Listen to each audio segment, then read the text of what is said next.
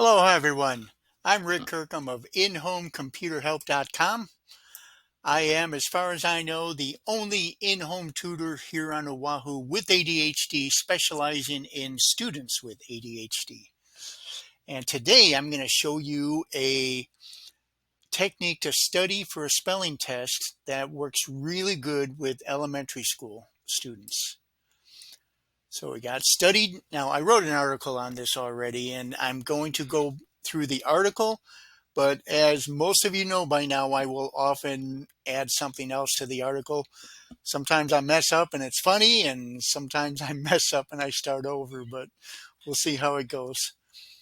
So this is a study technique for a spelling test for elementary school. And you can read all that stuff yourself. Let's just get into it. So materials needed for studying for a spelling test for elementary school: lined paper and a number 2 pencil. Okay, here's your procedure. Okay, the student is given the list of spelling words. The student will pronounce the spelling word, and the student will write the spelling word down, saying each letter aloud, not out loud, aloud, okay? Aloud as the student writes each letter. So repeat that 3 times, restating the word the final time. So, if the word is, I don't know, cat, I'm sure they know how to spell cat depending on their age, but let's say it's cat. And if it's cat, we go cat, C-A-T, C-A-T, C-A-T, as you're writing it. And then finally you say cat, and then you move on to the next word. Okay. Now, if the student writes the word incorrectly, and I've had them do that, even though the word list is right in front of them, if they're in a hurry, they'll spell the word wrong. And I've seen this before. They'll misspell the word near the top, and then they'll go by the word that's above instead of looking at the sheet of paper, and they'll misspell that word too. So make sure that they look at the word list, because if they misspell the word, they have to write it again 3 times, for as many times as they misspelled it. So if they misspell it twice, and they got to do that 6 times, we need to reinforce the correct spelling of that word. So if the student writes the word incorrectly, the procedure is restarted for the misspelled word. Okay, that's right here in case you're following along with me. Okay. Now from there, you emulate a spelling test. You clear the desk or the table where they're at. They still get a lined paper and a number 2 pencil. And then the teacher or tutor will say one of the words on the spelling test, and the student writes down each word on a separate line after the teacher says the spelling word. The teacher corrects the emulated spelling test. Praise is given for the correct words. I know that sounds basic, but if there's parents out there helping, and you didn't get praise when you were raised as a child, you may not think it's necessary. But in order for the student to increase his or her confidence, you should give praise.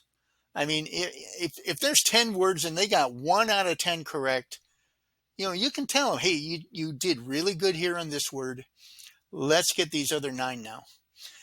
In fact, there was an elementary school that I was substitute teaching at, and I actually changed the way teachers give grades. Because it's very common. For example, let's take a spelling test once again. It's very common to do a spelling test. You take a little red pen and you mark off what they did wrong. And then if it's out of 10, you might say -2. Okay, now all the focus is now on those 2 out of 10 words that the student missed. when the little second grader or first grader or whatever takes the spelling test home, hands it to mom or dad, what's mom or dad look at? -2. Hey, you got 2 words wrong. We studied hard for that test. Okay. What I suggested was they put the number of words right. Okay, like +8. Okay.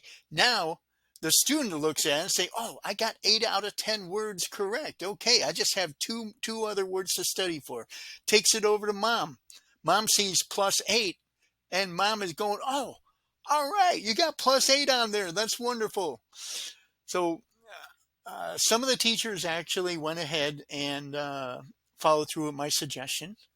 And I think it's a good idea myself, especially when you're dealing with elementary kids.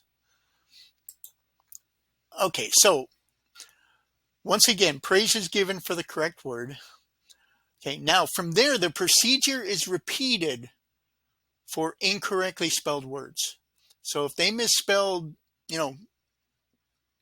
cat, or, whatever the word is, then once again, cat, C-A-T, C-A-T, C-A-T, they say each letter as they write it, and then finally they say the word cat. And then you can give them the test again. You can even give them that word right away, but give them, and depending on how tired your child or your student is by then, you can redo the entire list, saving cat for last, or you can just give them that one word. It's not quite as effective because the short-term memory is there just from saying the word, but that's okay. We don't want the poor kid's eyes glazing over and stuff like that, trying to get the studying done and following this procedure, because once you see them starting to get tired and the eyes glaze over and things like that, you give them a break. There's not going to be much learning done after that. Okay, so that's it. You just repeat the procedure and you go from there. But that is located here. I'll be sure to put a link for that in my description. Other than that, pretty easy spelling test study procedure. So go ahead and do that. And by all means, feel free to text me or for remote tutoring or Oahu residents. Feel free to call me. I can help your child. I know that you're a good parent and you try to help your child, but I'm a professional educator. And if your child happens to have ADHD, so do I. I know what works for us.